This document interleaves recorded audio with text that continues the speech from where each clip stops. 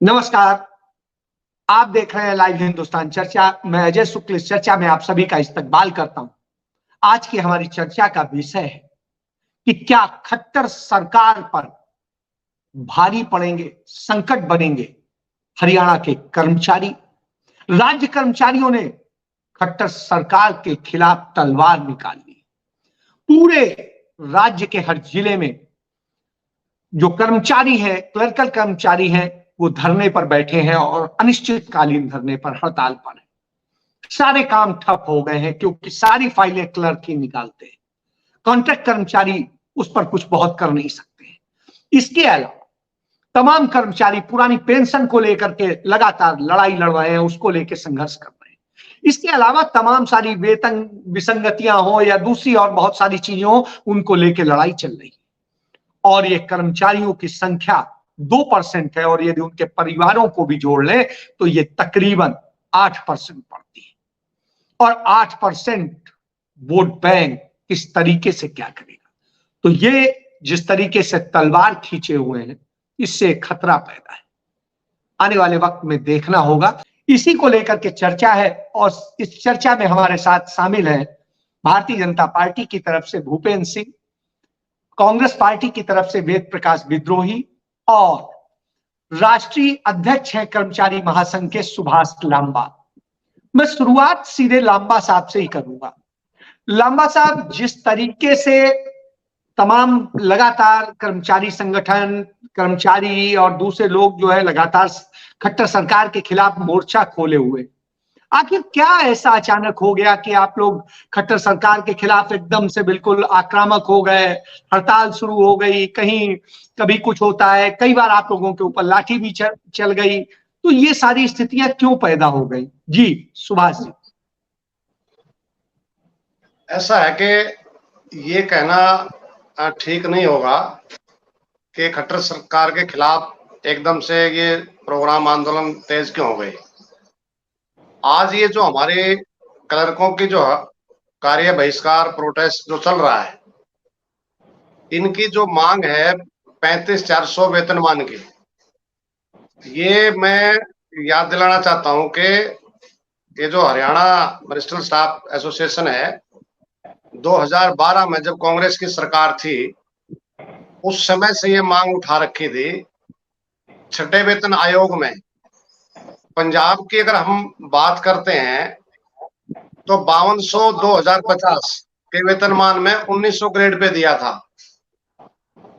हरियाणा में ये 5200 2000 20,200 है, पंजाब में 9300 34,800 है।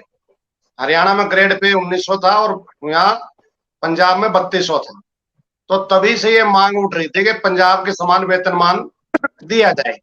और 2012 से ही आंदोलन चल रहा था और 477 दिन जो कांग्रेस सरकार में वित्त मंत्री हरमंदर सिंह चड्ढा थे, कुरुक्षेत्र में Haryana education minister staff association ने और फिर तमाम विभागों के जो क्लर्क हैं, उन्होंने ये आंदोलन किया, धरना दिया। उसके बाद हरियाणा की जो हुड्डा की सरकार थी, उन्होंने 25 अगस्त 2014 को ये नोटिफिकेशन जारी किया कि हम ये पंजाब के समान वेतनमान की जो मांग है, इसको हम लागू करेंगे। और इतना ही नहीं, चाहे बीजेपी हो, चाहे जेजेपी हो, चाहे इनेलो है, सबके घोषणा पत्र में ये मांग है कि हम पंजाब के समान वेतनमान देंगे। लेकिन सत्ता में आने के बाद आदरणीय मनोहर लाल खट्टर जी ने लास्ट में ये कह दिया कि ये तो चुनावी जुमला समझ करके इसको भूल जाओ। तो हमने ये कहा कि ये आप कह सकते हो कि भूल जाओ, आपने ये वायदा किया था इसको पूरा किया जाए, लेकिन ये पूरा नहीं किया जा रहा। बिल्कुल जायज मांग है। आप देखेंगे कि यहाँ मतलब 19,900 रुपए है और पंजाब के अंदर ये 34,800 है। तो ये जो डिफरेंस है, और पंजाब को भी छोड़ दो, हरियाणा में अगर हम बात करें, मतलब 19,900 में एक क्लर्क जो इतना काम करता है, सारा ही काम अगर फाइल चलेगी तो क्लर्क ही उसको चलाएगा, उसके बिना कोई फाइल चलती नहीं है। चाहे एस्टेब्लिशमेंट की बात हो, अकाउंट्स की बात हो, चार्जशीट की बात हो, नोटिंग की बात हो, सारा वो काम करता है। लेकिन इस मांग को जानबूझ करके नजरअंदाज किया जा रहा है, जिसकी वजह से हरियाणा के क्लर्कों में विशेष तौर से गुस्सा है। और इतना ही नहीं, अभी 28 जून को जींद में एक ऐतिहासिक भूतपूर्व रैली की गई और सरकार को अल्टीमेटम दिया गया कि ये जो वायदा आपने किया था इसको आप आखिर कब तक पूरा करोगे। और जेजेपी से भी हम कह रहे थे कि आपने बड़ा लंबा चौड़ा ये कहा था कि अगर हमारी सरकार आई तो हम इसको लागू करेंगे, तो वो इसके साझेदार है सरकार में, तो उसको ये करना चाहिए। ना ही पुरानी पेंशन बहाली का सवाल है, ना ही क्लर्क का जो 35,400 का वेतनमान है उसका सवाल है।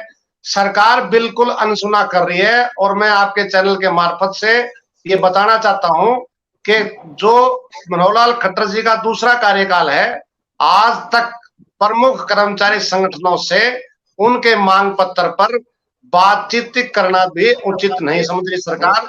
इससे कर्मचारियों में गुस्सा, आक्रोश बढ़ता जा रहा है और वो निश्चित तौर से रिफ्लेक्ट हो रहा है, फील्ड में वो दिखाई दे रहा है। चलिए सुभाष जी, आपके पास दोबारा आऊंगा। मैं भूपेंद्र जी के पास जाता हूं, उनकी सरकार है। जिस तरीके से सुभाष जी ने बताया कि आपने अपने चुनावी घोषणा पत्र में इसको रखा था, तो जब चुनावी घोषणा पत्र में रखा था तो फिर साहब लागू क्यों नहीं किया? क्या सब कुछ जुमले से ही काम चलेगा, या खट्टर सरकार इसी तरीके से तमाम सारे लोगों को लेकर के जो इशू आते हैं उन पर इसी तरीके से कहेगी कि हाँ ये जुमला था, चुनावी जुमला था? तो ऐसे कैसे चलेगा? जी भूपेंद्र जी। अजय जी, देखिए, जहाँ तक ये हमारे साथी ने जो सर्व कर्मचारी संघ के प्रधान है बात की, सबको अधिकार है अपनी बात रखने का। लेकिन मैं दो बातें इनसे भी प्रार्थना करना चाहूंगा कि आप ये मानते हो कि जो भी फाइल है वो क्लर्क से चलती है, तो फिर ये इतनी फाइलें पेंडिंग क्यों रह जाती है? आप उसकी भी बात करो, अच्छी बात है, सबको अपना राइट है कि सब चाहते हैं कि उनकी सैलरी ज्यादा हो।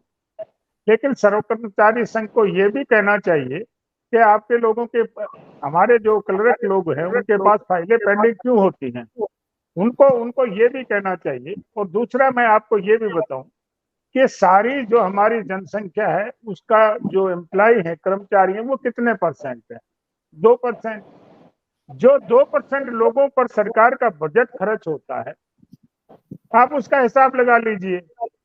और जो दूसरे लोग हैं, किसी कंपनी में किसी में भी काम करते हैं, आप उनका हिसाब लगा लीजिए।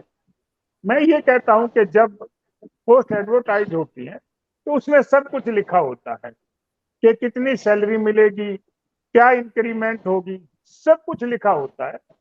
तो अगर किसी भाई को ये लगता है कि ये सैलरी कम है तो उसमें अप्लाई ना करें।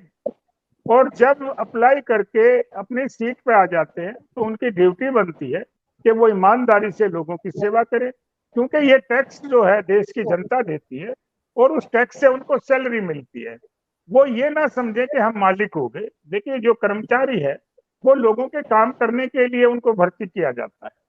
उनको ये इसलिए किया जाता है कि जो जनता है उसको किसी किस्म की तकलीफ ना हो। आज रोजाना खबरें आ रही हैं, जब रेड होती है तो 20-20, 30-30 लोग गैर हाजिर मिलते हैं, और उन पर अगर कार्रवाई हो तो ये फेडरेशन और ये यूनियनें आगे आ जाती हैं। मैं ये कहता हूं कि सैलरी बढ़ाने की तो जो मांग है लोकतंत्र में सब कर सकते हैं, सबका राइट है। लेकिन इनको ये भी चाहिए कि जिस पर्पज के लिए आपको भर्ती किया जाता है, क्या आप उस पर्पज को पूरा कर रहे हो? क्या आपको जनता की तकलीफों को दूर करने के लिए नौकरी दी जाती है, क्या आप उसका पूरा निर्वाह कर रहे हो? अगर आप पूरा निर्वाह नहीं करें, मैं कोई एलिगेशन नहीं लगा रहा, सिर्फ मैं ये कह रहा हूँ, एक सामाजिक बात कह रहा हूँ। अपनी आत्मा में भी झांक के देखिए कि आप लोगों को जो पैसा सरकार देती है, जो जनता से टैक्स वसूल करके, तो उसका जो यूज है वो आपको जो सैलरी में मिल रहा है, आप उसके प्रति कितना वफादार हैं? आप अपनी पोस्ट के प्रति कितना वफादार हैं? क्या आपको नहीं चाहिए कि देखिए दूसरा सिस्टम हो रहा है, आते ही आपको 10 दिन 15 दिन क्यों लगे? कोई भाई अपनी एप्लीकेशन लेके आए, उस पर तुरंत एक्शन क्यों नहीं होना चाहिए? तुरंत एक्शन होना चाहिए। आज ही जो डिजिटल की बात चल रही है, ये सिर्फ इसीलिए चल रही है कि पहले तो 15-15, 20-20 दिन फाइलें, अभी कल परसों भी रेड हुई थी सीएम क्लाइंट की, तो कितने कर्मचारी गैर हाजिर मिले थे आप सबको पता है। कितनी फाइलें पेंडिंग कितने दिन से मिली थी, सब वो जब्त की गई हैं। देखिए, मैं ये कहना चाहता हूँ कि आपको एक सरकार को सारा सिस्टम देखना होता है। बजट तो लिमिटेड होता है, उस बजट को किस तरह से खर्च किया जाए ये सरकार को देखना होता है। अगर सैलरी इनकी हम डबल करेंगे तो वो जो बजट है वो कहीं से तो हमको कटौती करना पड़ेगा, कहीं से टैक्स लगाना पड़ेगा, और फिर ये हमारे विद्रोही साहब जी चिल्लाएंगे ये टैक्स कर दिया, ये टैक्स कर दिया। भैया, जो सोर्स होंगे उन्हीं में से हिसाब लगाना पड़ेगा, और सरकार की चलिए ड्यूटी है, सरकार चलिए की ये भूपेंद्र ड्यूटी है, जी जी बोलिए बोलिए बोलिए।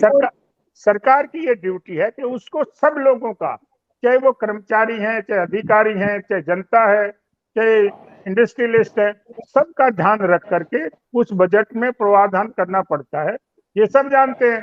और देखिए कि ये फैशन भी चल गया, जब चुनाव चलिए नजदीक ये आते फैशन हैं भी चल तो गया। ये मैं दोबारा आता हूं भूपेंद्र जी। मैं शुक्ल वेद जी जी, के जो पास जाऊंगा। वायदा वेद भाजपा जी, ने चुनाव घोषणा पत्र में अब किया था उस पर सुभाष जी जवाब आता देना। हूं आपके पास, आता हूं अभी आपसे जवाब लूंगा। कांग्रेस से और पक्ष ले लूं, फिर आता हूं आप ही के पास। कि चूंकि 2% है इसलिए कोई बहुत बड़ा प्रभाव नहीं डालते हैं, क्योंकि बड़ा वोट बैंक जो है दूसरे लोग होते हैं, उनके कई ज्यादा परसेंटेज होते हैं। एक चीज, दूसरी चीज कि कर्मचारी उतना ईमानदारी से काम नहीं शायद करते हैं, इसलिए ही लंबे समय तक फाइलें पेंडिंग रहती हैं, दूसरी चीजें होती हैं, और उसके बाद सैलरी डबल मांगते हैं, जबकि पूरे हरियाणा को एकोमोडेट करना है। तो जब ये बात कह रहे हैं तो ऐसी स्थिति में तो ये हालत आती है कि इसका मतलब है कर्मचारी जो मांग कर रहे हैं, जो काम कर रहे हैं, उसकी वैल्यू नहीं है। और तीसरी चीज ये है कि जो घोषणा पत्र में वायदे किए जाते हैं उसको मान लीजिए कि वो होने के लिए नहीं होते हैं। जी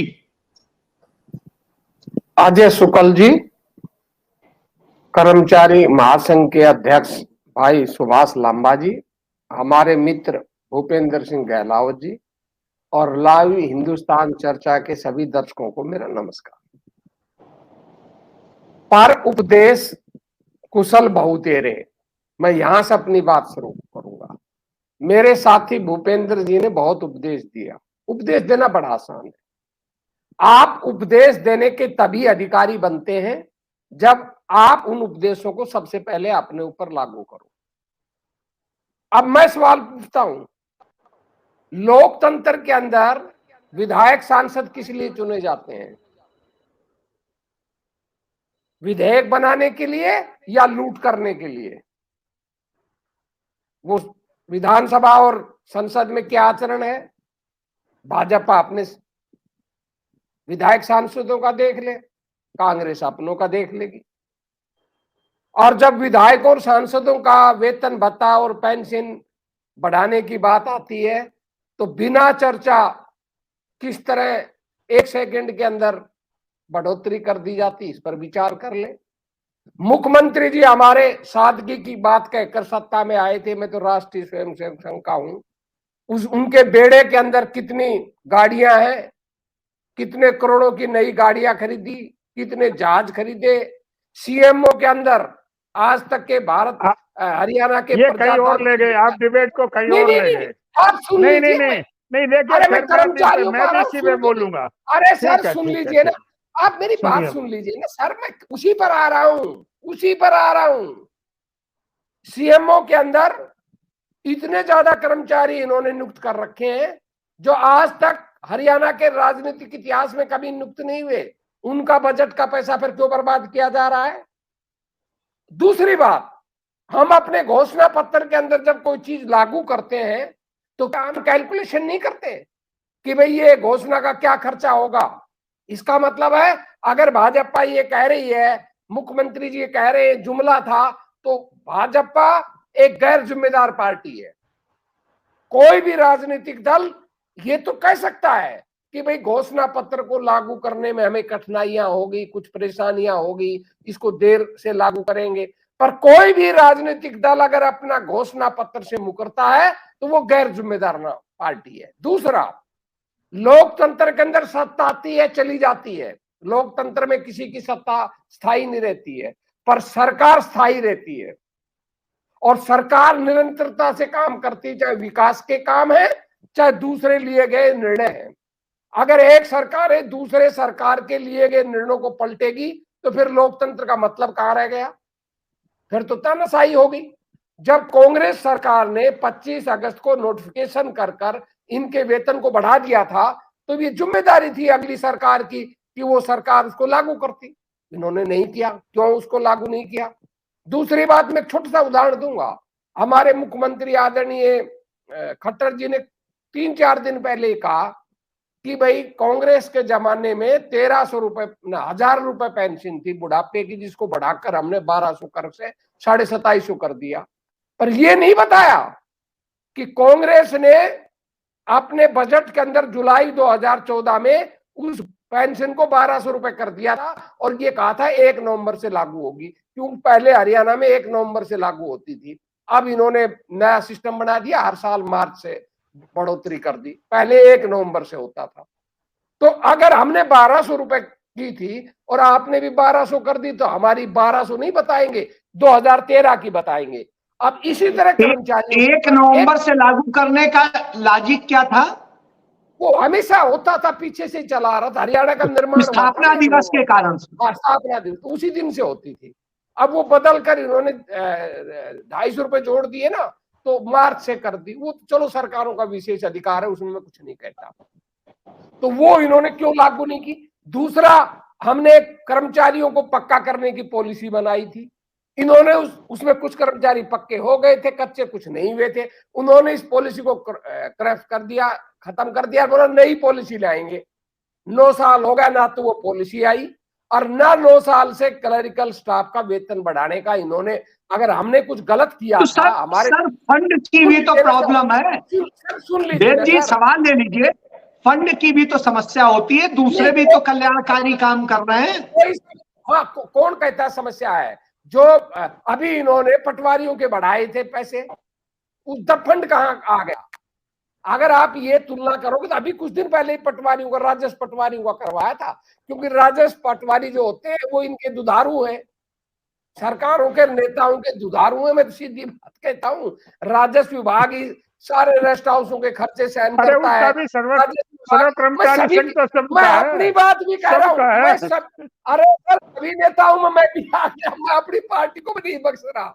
मैं कह रहा हूँ सभी नेताओं के, सभी में आप भी आ गए, मैं भी आ गया, तो उनके आपने बढ़ा दिए, अभी बढ़ाए हैं आपने, तो क्लर्कों को क्यों नहीं बढ़ा रहे? ये अन्याय है। देखिए, अगर चलिए ये अन्याय है। वेद जी, दोबारा आता हूं।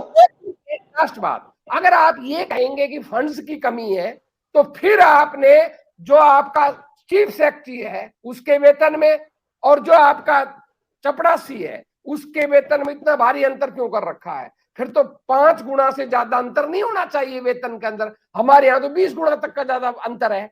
अगर आप फंड्स की कमी है तो इसका मतलब ये थोड़ी कि भाई आईएएस जो अफसर बन गया, डीसी बन गया, उनको हम अतिरिक्त ज्यादा सुविधाएं देंगे, उनको दुनिया भर की गाड़ियां देंगे, दुनिया भर के सेवेदार देंगे, बड़ी बड़ी 5-5 एकड़ की कोठियां देंगे। ये फिर उनके लिए क्यों? सब पर करो। अगर फंड्स की कमी है तो मुख्यमंत्री से लेकर, मैं खत्म कर रहा हूं, मुख्यमंत्री भी लोक सेवक है और चपड़ासी भी लोक सेवक है। मुख्यमंत्री से लेकर चपड़ासी तक सभी की सुविधाओं पर समान कटौती कर और एक सबको एक तरह का नागरिक मानकर उसी तरह सब पर कटौती करो, एक वर्ग। चलिए सुभाष जी के पास जाऊंगा। सुभाष जी, आप एक तो कुछ कहना चाह रहे थे, दूसरा भूपेंद्र जी ने जो कहा, उसके बाद में वेद जी ने जो कहा, उसके बाद में ये है कि यदि आपको नौकरी मिली तो ईमानदारी से काम करिए, ईमानदारी से जनता की सेवा कीजिए। लोक सेवक हैं आप, और लोक सेवक होने के बाद में काम तो हो नहीं रहे हैं, सैलरी की बात कर रहे हैं। तो ऐसी स्थिति में भूपेंद्र जी का कहना तो बिल्कुल सही हो जाता है कि यदि आप काम नहीं कर रहे हैं, इतने अच्छे से चीजें नहीं डिलीवर कर रहे हैं, सरकार की योजनाओं को नहीं कर रहे हैं, और सरकार जो योजनाएं बना रही है उनका अच्छे से लाभ नहीं मिल रहा है, तो फिर आप किस आधार पे मांग करते हैं कि आप पुरानी पेंशन भी मिल जाए, सैलरी भी बढ़ जाए, सब हो जाए? जी सुभाष जी, अपने को अनम्यूट कर ले। देखिए, तो भाजपा के जो कह रहे हैं भूपेंद्र जी, इनकी टोटल जो बातें हैं उसको मैं बिल्कुल सिरे से खारिज करता हूं। इनका कहना है कि फाइल जो है पेंडिंग रखते हैं, ऐसे परे है। अगर इनके पास कोई रिकॉर्ड है तो वो बताएंगे। जो अधिकारी वहां मौजूद हैं उसकी रिस्पॉन्सिबिलिटी है, और शायद इनको जानकारी नहीं होगी। अब ऑनलाइन सिस्टम है, फाइल किसके पार्ट पे पेंडिंग है वो मालूम पड़ता है, अकॉर्डिंगली उसके खिलाफ एक्शन होता है। ऐसा बिल्कुल भी नहीं है वो फाइल को पेंडिंग रखती है। दूसरा, इनडायरेक्ट वे में ये कहने की कोशिश कर रहे हैं कि कर्मचारी 2% है, इनका क्या प्रभाव है, ये रोज मतलब आंदोलन करते हैं, काम करते नहीं है। मैं एक बात कहना चाहता हूं कि ये क्लर्कों के बारे में आपने कह दी, लेकिन आपको शायद जानकारी नहीं होगी कि 20 जून 2014 को माननीय मुख्यमंत्री ने हमारे साथ बैठक करके कैशलेस मेडिकल फैसिलिटी प्रोवाइड कराने की बात कर्मचारियों को, पेंशनरों को की थी सभी बीमारियों में। उसकी नोटिफिकेशन भूपेंद्र जी आज तक लागू नहीं हुई। वो क्लर्क ने लागू नहीं करनी थी, वो सरकार ने लागू करनी थी। क्यों नहीं सरकार ने की, उसका जवाब देने की बात है। दूसरी बात, विज्ञापन में कहा कि विज्ञापन में शर्तें थी, ये वेतन मिलेगा, ये भत्ते मिलेंगे। अगर आपको पसंद नहीं था तो आप एडवर्टाइजमेंट में अपना फॉर्म नहीं आवेदन करते।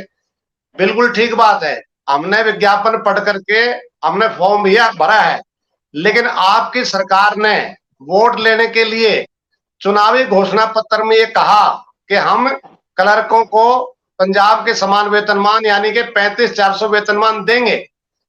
तो आपको नहीं पता था कि क्लर्क का वेतन हमने एडवर्टाइजमेंट में ये लिया है? आप क्यों वायदा कर रहे हो कि हम ये देंगे? क्योंकि आपको लगता था कि पूरे हरियाणा में इतना लंबा आंदोलन चला, और अगर इस मांग को आप अपने घोषणा पत्र में नहीं शामिल करोगे तो कहीं ना कहीं ये जो कर्मचारी हैं, जिसके आपने कहा 2% है, 1 क्विंटल दूध में अगर थोड़ा सा भी खट्टा डाल देते हैं ना, उसका टेस्ट बदल जाता है। तो इस तरीके से आप अपमानित करने की बात ना करो कि भाई 2% कर्मचारी क्या कर लेंगे। इससे अगला, कर्मचारी मालिक नहीं है, कर्मचारी निश्चित तौर से मालिक नहीं है, वो जन सेवक हैं, वो सेवा कर रहे हैं। और ये जो रेवेन्यू की बात आप कर रहे हो, ये 2% ही कर्मचारी हैं जो इस सारे रेवेन्यू को इकट्ठा कर रहे हैं। कोविड के दौरान हमने देखा सारे पॉलिटिशियन घरों में घुस गए थे। ये जो मेडिकल, पैरामेडिकल और तमाम हमारा जो सरकारी ढांचा था, वो अपनी जान जोखिम में डाल करके, सुरक्षा किट तक भी सरकार उपलब्ध नहीं करा पाई, वो अपनी जान जोखिम में डाल करके अपने कोरोना से फाइट कर रहा था। इसीलिए कोरोना योद्धा का नाम आपकी सरकार ने दिया। लेकिन आज जब मांगने की बात आ रही है, कुछ बात करते हैं, तो आप कहते हैं भाई क्या हो रहा है। और ये जो कह रहे हैं भाई गैर हाजिर रहते हैं, छापे मारते हैं, ये पता चलता है इतने गैर हाजिर हैं। वो जो गैर हाजिर लोग हैं वो सरकार के जो सत्ता में होती है उसके इर्द गिर्द ही चाटुकारिता करते हैं। दफ्तरों में वो जो नहीं मिलते, वो अब आकर दफ्तर में जाकर के देखो पॉलिटिशियनों में, वहां जाकर के हाजिरी लगाते मिलेंगे आपको। इसलिए हम इस बात के लिए कतई भी ये सपोर्ट नहीं करते कोई कर्मचारी काम ना करे। अगर कोई कर्मचारी काम ना करे उसके खिलाफ कार्रवाई का भी प्रावधान है, और सत्य निष्ठा के साथ हम काम करते हैं। तो ये कहना ठीक नहीं है। पुरानी पेंशन बहाली की बात है, क्या बीजेपी ने या जेजेपी ने वायदा नहीं किया था क्या? आज उसके बाद में अब आप कहते हैं कि अगर हमारे माननीय मुख्यमंत्री जी कहते हैं कि अगर पुरानी पेंशन बहाल होगी तो 2030 तक देश दिवालिया हो जाएगा। देश दिवालिया हो जाएगा तो मैं पूछना चाहता हूं कि ये जो लाखों करोड़ रुपए के आप बजट में राइट ऑफ कर रहे हो कर्जों को, 50,000 करोड़ रुपए इसी बजट में टैक्सों को माफ कर दिया, मतलब कारपोरेट टैक्स 30% से घटा करके 22% कर दिया। ये जो बड़े पूंजीपतियों को तिजोरी का मुंह खोल रहे हो, उससे ये मतलब नुकसान नहीं होता? उससे राजस्व का नुकसान नहीं होता क्या? मतलब कर्मचारियों की जो बिल्कुल जायज मांग है, जिसको आप एडमिट चुनाव घोषणा पत्र, जिसको आप संकल्प पत्र कहते हो, उसमें ये सारा कुछ लिखा हुआ है। और इतना ही नहीं, जो 25 अगस्त को जो मैंने बताया कि भूपेंद्र हुड्डा की सरकार ने मंत्रिमंडल का फैसला है, आपने उसको आज तक होल्ड पर रखा है। या तो उसको कैंसिल करो या उसको लागू करो। इतने देर तक मतलब होल्ड पर नहीं रखा जा सकता। और क्लर्कों ने, हरियाणा मिनिस्ट्रियल स्टाफ एसोसिएशन ने 477 दिन कांग्रेस की सरकार में आंदोलन करके इस मांग को मनवाने की बात करी थी। घोषणा पत्र में डला, नोटिफिकेशन जारी हुई, इसके बावजूद आप उसको लागू नहीं कर रहे हो। तो भूपेंद्र जी इस तरीके से कर्मचारियों को नकारा, निठल्ला और ये जो सरकारी खसम अनऑफिशियल चर्चा में आप जो कह रहे थे, ये सरकारी खसम नहीं है, जनसेवक हैं। और आप अपने गिरेबान में भी झांक करके देखो कि आप कितना क्या कुछ कर रहे हो। डीसीज के मार्फत से भी आपने सुशासन सहयोगी लगा रखे हैं, वो कौन से उससे लगा रखे हैं? क्या उसमें पैसा नहीं लगता क्या? और ये जो मेरे सारे काम होने लग रहे हैं, क्या उसमें पैसा नहीं लगता क्या? जो कर्मचारी पूरा सिस्टम जो रिवेन्यू है उसको इकट्ठा करने का काम करते हैं, अपनी जान जोखिम में डाल करके उस काम को करते हैं, आप उनको अपमानित कर रहे हो, एक तरीके से गालियां दे रहे हो उनको। ये बिल्कुल ठीक नहीं है। हम जनता के बीच में, कर्मचारियों के बीच में लेकर के जाएंगे। ये सरकार का ये कहना है कि कर्मचारी निठल्ले हैं, काम नहीं करते, सरकारी खसम बने हुए हैं, ये सारी चीजें हम कर्मचारियों के बीच में लेकर के जाएंगे। जी भूपेंद्र जी, तमाम बातें कही, सुभाष जी ने, वेद जी ने भी कही, आपका जवाब जी।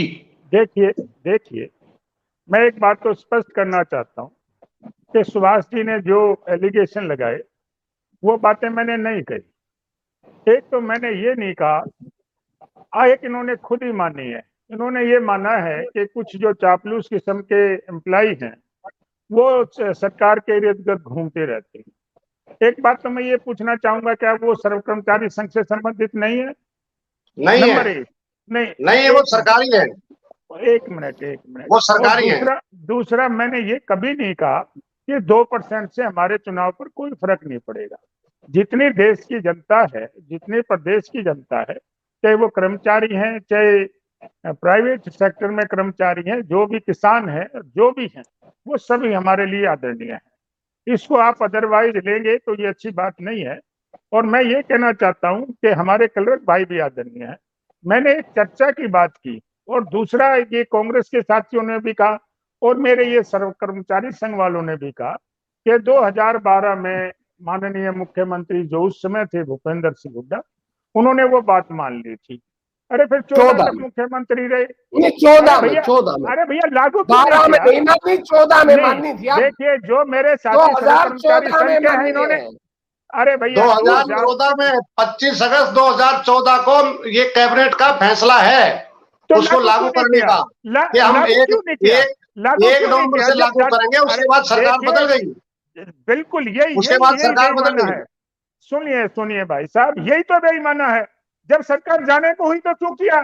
5 साल तक वो कुर्सी पे नहीं बैठा था क्या? पहले आपने वायदा क्यों किया? चुनाव घोषणा पत्र में वायदा क्यों किया? मैं आपकी बात की जवाब नहीं दे रहा, मैं कांग्रेस की बात की जवाब दे रहा हूँ। क्या वो पहले नहीं इस बात को लागू कर सकते थे?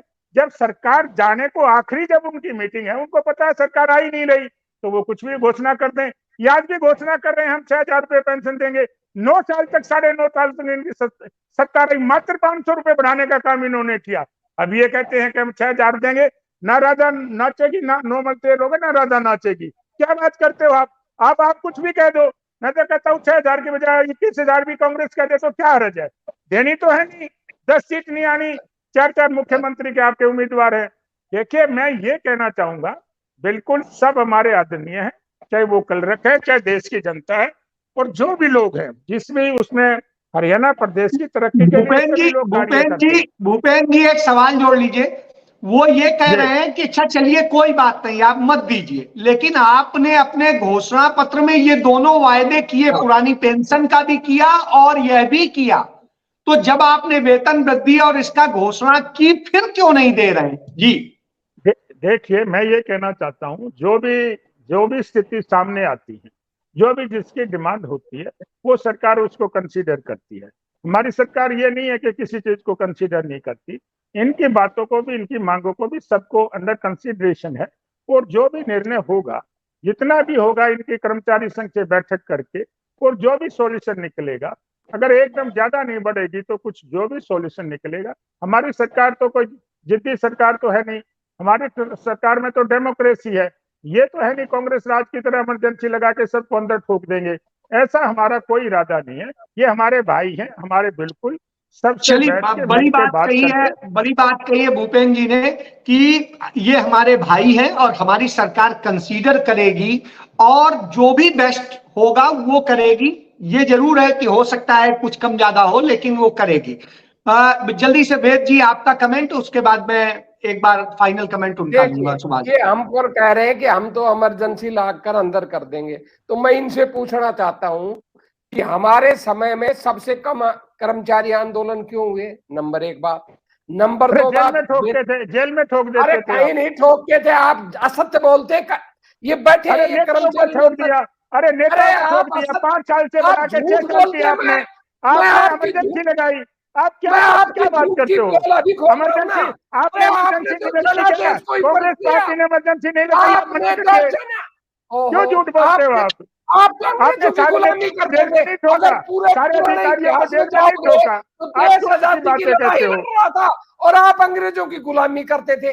आप तो आजादी के अरे विरोधी भैया, थे। कांग्रेस अगर में पुराने सारे जो इतिहास में रेवेन्यू जाते, अरे अरे विद्रोही जी आप तो सुन लो, अंग्रेजों जो की कांग्रेस गुलामी जो करते थे अंग्रेजों को भाई। रेवेन्यू इकट्ठा करके देते इतिहास थे ना, गवाह सारे है। कांग्रेस में है लोग। जनसंघ और आरएसएस तो अंग्रेजों का गुलाम था। आप इतिहास अरे की भैया, छोड़िए बात। जब अंग्रेज गए और तो किसका सत्ता सौंप आज गए? देश में अरे तुम फासिज्म गुलामी है। करते थे, आज तुम देश रेवेन्यू में इकट्ठा करके फासिज्म देते थे है। अंग्रेजों को। आप क्या बात कर रहे हो आज आप? देश में फासिज्म है। देखिए अब ये किस तरह झूठ बोलते हैं। मैं छोटा सा ये उदाहरण देता इमरजेंसी हूँ। कांग्रेस ने नहीं लगाई, मैं झूठ बोल अरे रहा हूँ? लगाई तो आप हमने अपनी बताइए गलती जी, मानी। मैं झूठ बोल रहा हूँ हम क्या? इन्होंने भाई कांग्रेस हमने ने अपनी इमरजेंसी नहीं गलती लगाई मानी। क्या? इन्होंने नेताओं हमने को जेल में नहीं अरे ठोका? मैं झूठ हमने बोल रहा हूँ? गलती मानी ना। हमने अपनी गलती मानी। अरे गलती जनता ने मानी, हमको फिर आप सजा दी। राजनीति छोड़ दीजिए। आप अरे जब हमने गलती करते हो तो क्यों राजनीति ओहो, करते हो? और आप क्या कर रहे हो आज? आप क्या कर रहे हो? आप तो अघोषित इमरजेंसी लगाए हुए हो। जिसको चाहे बंद कर देते हो। जिसको कल तुम अरे भ्रष्ट चोरी बता क्यों रहे बंद थे। करेंगे? चोरी अरे भी कल करो, बंद भी ना एनसीपी करें हम। वालों को अरे भ्रष्ट आप बता लोग रहे चोरी थे। करते, हम बंद भी ना आज करें उनको क्या? अपना दामाद आप लोग तो बनाकर चोरी की छूट दे मंत्री दे, बना रहे हो। आप चोरी करते रहो, हम बंद भी ना अरे करें। जी, कल तक एनसीपी के नेताओं को भ्रष्ट बता रहे थे। अरे आज उनको अपना दामाद बनाकर मंत्री बना रहे हैं। ये तो आपका चाल चरित्र है। आप अपने आप अंदर झांक के देखिए कि आप कितने गिरे हुए चरित्र के लोग हैं। पहले आप अपने अंदर झांक के देखिए। चलिए चलिए, ये सब में ठीक नहीं लगता है। वेद जी शालीन मुझे चर्चा मजबूर रहे। किया ना। मैं नहीं कहता हूं कभी, मैं कड़े शब्द प्रयोग नहीं करता हूं, पर बीच में बोलकर अनर्गल बातें कर जब ये मुझे मजबूर करेंगे चलिए चलिए, मुद्दे पे आइए, मुद्दे पे आइए, मुद्दे पे आइए। मैं मुद्दे पे जी। आ रहा हूं। हमारे आदरणीय मुख्यमंत्री जी ने, ये अपने मुख्यमंत्री जी की बात भी नहीं मानते। हमारे आदरणीय मुख्यमंत्री जी ने 3 दिन पहले आंकड़े दिए थे कि कांग्रेस ने 200 रुपए से लेकर 1000 रुपए पेंशन बढ़ाई कि हमने 1200 बढ़ाई थी। चलो मैं उनकी 1000 ही मान लेता हूँ। 5 गुना बढ़ाई सर। बढ़ाई 2750 मिल रही है। आप मुख्यमंत्री की बात 2750 मिल रही है। अरे आप सुन अब यार, अब क्या इनको म्यूट कीजिए? सुन लीजिए भूपेंद्र जी, क्या 2750 नहीं मिल रही? फिर मैं आप इनको बता नंगा दो। करूंगा। देखिए अगर आप चाहते हो मैं इनको 2750 नंगा नहीं मिल रही करूं। क्या? सुन लीजिए भूपेंद्र भूपेंद्र जी, आप दो मित्रों के बीच में मैं बोल रहा हूँ, तय करना है। प्लीज सुन आपने तय लीजिए, सुन करना है लीजिए। कि मैं इनको नंगा करूं या ये मेरी बात सुनेंगे। अच्छा चलिए चलिए चलिए चलिए। मुख्यमंत्री जी ने कहा कि हमने 200 से 1000 बढ़ाई, मतलब 5 गुना बढ़ाई। मैं मुख्यमंत्री जी की बात मान लेता हूं, जबकि हमने 200 से 1200 बढ़ाई, 6 गुना। इन्होंने क्या किया? मुख्यमंत्री जी ने कहा हम 3000 करेंगे अगले साल। तो 1000 से कितना गुनी बढ़ी? 3 गुना बढ़ी ना सर। तो अब आप मुझे बता दीजिए 5 गुना ज्यादा बढ़ोतरी होती है, 3 गुना ज्यादा बढ़ोतरी होती है? आप फैसला कर लीजिए। ये कर्मचारी नेता बैठे, सुन लीजिए ना सर, आप सुनिए ना, मेरी बात तो हुई नहीं। ये कर्मचारी नेता बैठे, ये कर्मचारी नेता बैठे, इनसे पूछ लिए वेतन आयोगों में हमारे समय ज्यादा वेतन बढ़ा या इनके समय में बढ़ा? दूसरी बात, मैंने कहा, ये कह रहे हैं कि भाई चुनाव के समय इन्होंने लागू किया, लेकिन वेद जी फिर भी आपको हरा दिया। चलो ये तो लोकतंत्र है, ये तो लोकतंत्र है, इसमें तो हार जीत तो जनता ने करनी है। जनता के फैसले पर हम कोई प्रश्न चिन्ह नहीं उठा रहे, परंतु कोई भी, मैंने बार बार कहा कि सरकारें निरंतरता से चलती है। सरकारें आती हैं, चली जाती हैं। एक सरकार सर यही तो कह रहा हूँ वेद जी, यही कह रहा हूँ कि वो सही कह रहे हैं। 2% के चक्कर में आप पड़े रहे, तो इस चक्कर में आपको जनता ने नकार दिया। ये इनकी सोच है, ये वोट बैंक की राजनीति करते हैं। अगर हमने गलत फैसला किया था 25 अगस्त की 2014 की, हमारी अधिसूचना गलत थी, मैं मान लेता हूं भूपेंद्र जी की बात कि हमने तो चुनाव में जाते इसे गलत फैसला कर दिया। फिर आपने 8 साल 9 महीने 12 दिन क्यों होल्ड पर रखा हुआ है? उसको रद्द कर देते, कहते आपने हाई कोर्ट में क्यों नोटिस दिया, कहा कि भाई ये हम नई पॉलिसी लाएंगे, कांग्रेस की पक्का करने की पॉलिसी में कुछ खामियां थी, हम नई पॉलिसी लाएंगे। आप 9 साल से कच्चे कर्मचारियों को पक्का करने की पॉलिसी क्यों नहीं लाए? आपने हाई कोर्ट के साथ धोखा क्यों किया? आपने जनता के साथ धोखा क्यों किया? आप कौन सा ऐसा वर्ग है जिसको भाजपा ने ठगा नहीं? कौन सा ऐसा वादा है? वेद जी समय की सीमा है। वेद जी मैं खत्म कर रहा हूं। ये ठग है, झूठे हैं और जनता को बरगला कर वोट बटोरते हैं और वोट बटोर कर भाग जाते हैं और पूंजीपतियों की दलाली करते हैं। चलिए सुभाष जी, जिस तरीके से कांग्रेस तमाम आरोप लगा रही है, जिस तरीके से भूपेंद्र जी बता रहे हैं कि सरकार बहुत अच्छा करना चाहती है और उसने 9 साल में बहुत सारी चीजें करी है, आप लोग क्यों फिर भी उसके खिलाफ लगे हुए हैं जब उस सरकार को चुन के आप ही लाए हैं? जी देखिए, सरकार तो इतना अच्छा कर रही है कि कर्मचारी जाते हैं तो उन पर लाठीचार्ज, सरपंच जाते हैं उन पे लाठीचार्ज, मजदूर जाते हैं उन पे लाठीचार्ज, पहलवान कोई आंदोलन करते हैं तो उन पे कर्मचारियों की बात करो, राजनीति में कहा गया कर्मचारियों की बात करो भाई। नहीं, राजनीति तो कांग्रेस वाले करेंगे, राजनीति तो वाले कर लेंगे। राजनीति तो आपने, आपका ही पेटेंट है और किसी का कोई बात कहने का उस पर नहीं है, आपने पेटेंट करवा रखा है उसका तो भूपेंद्र जी। मैं आपको केवल इतनी बात कह रहा हूँ, हाँ मैं केवल इतनी बात कह रहा हूँ कि अगर कांग्रेस इन सब को लागू कर देती जो भी आप कह रहे हो, तो शायद बीजेपी को मौका नहीं मिलता। मौका इसीलिए मिला कि उसमें कुछ खामियां त्रुटियां रही होंगी तो मौका मिला, लेकिन 9 साल हो गए आप अपने घोषणा पत्र को लागू नहीं कर रहे हैं। और ये तो आपका एक रनिंग कमेंट्स है भाई हम देख लेंगे, और ये ऐसा नहीं है, जो आपका बीजेपी का मजदूर संगठन है वो भी इसको सपोर्ट कर रहा है, क्योंकि केवल आप ये समझे कि भाई सर्वकर्मचारी कर रहा है, वो भी इसको सपोर्ट कर रहा है, लेकिन आप किसी की सुन ही नहीं रहे। मतलब सत्ता के नशे में इतने चूर हैं, आपने मतलब इसके 4 साल में कर्मचारी संगठनों से बातचीत भी नहीं करी शुक्ल साहब, तो हम कैसे मान लें कि भाई सरकार कुछ कर्मचारी के बारे में सोचेगी? सरकार कर्मचारी के बारे में कुछ सोचने को तैयार नहीं है। बड़ी बात कही है, बड़ी बात कही। चूंकि सुभाष जी मेरे पास समय की बाध्यता है, मैं यही खत्म यही करके करूंगा कि सरकार ने जब वायदे जरूर कहना चाहता हूं कि भूपेंद्र जी थोड़ा सा ग्राउंड रियलिटीज पे जाइए। ये जो सत्ता के चकाचौंध में कुछ लोग गुमराह आप लोगों को कर रहे होंगे, ग्राउंड पे जाइए। मतलब कोई कर्मचारियों का कोई सेक्शन ऐसा नहीं है कि वो सरकार से नाराज ना हो। और ये जो पटवारियों की बात कर रही है, अब वो घोषणाएं लागू नहीं हुई है, कोई लागू नहीं हुई है। सुभाष जी समय की मजबूरी है, इसलिए मैं बीच में रोक रहा हूं। भूपेंद्र जी आपकी बात मैं कह देता हूं कि जिस तरीके से भारतीय जनता पार्टी की सरकार कहती है कि हम करने की कोशिश कर रहे हैं, बजट और दूसरी चीजों को एक्सप्लोर कर रहे हैं, हालांकि पिछले 9 साल में अपने ही घोषणा पत्र में किए गए वायदे को वो पूरा नहीं कर रहे हैं। और अब उसे कुछ लोग जुमला कहते हैं, कुछ लोग कहते हैं कि तब चुनाव में कह दिया था, अब कहां से करें, हमारे पास बजट नहीं है, दूसरी बहुत सारी चीजें।